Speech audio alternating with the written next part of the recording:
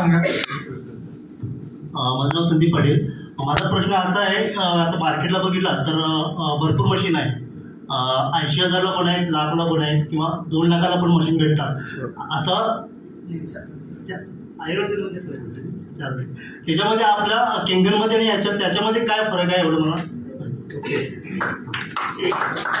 तर आज तुम्ही उभेच राहा, तुम्ही फक्त त्यांना सांगायचं.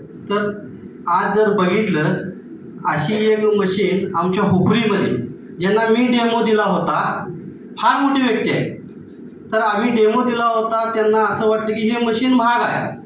तर तिने काय केलं, एक पुण्याची कंपनी आहे, त्या कंपनीमधून तिने 1,20,000 रुपयाला मशीन घेतलं.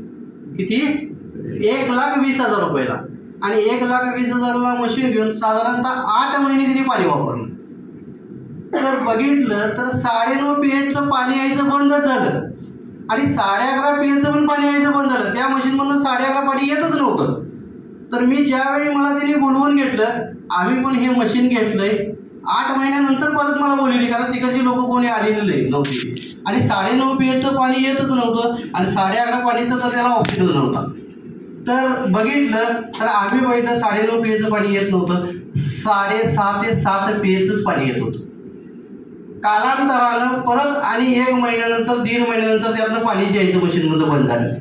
परत आणि मला बोलवून घेतले, सर असं झालंय आणि हे पाणी यायचं बंद झालंय.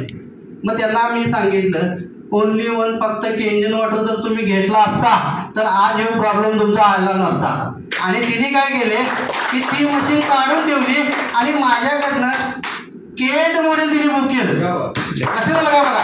तर आपल्या मशीनमध्ये एवढी मोठी ताकद आहे केंजनमध्ये की तुम्ही आज जर 11.5 pHचं पाणी आता काढणार तर हेच पाणी तुम्हाला 10 वर्षानं पण 11.5 pHचंच पाणी निघणार. आज जर 9.5 pHचं पाणी काढणार तर 10 वर्षानं तुम्हाला काय निघणार? 9.5 pHचंच पाणी निघणार. हा याचा प्रश्नाचं उत्तर आहे सर. थँक्यू.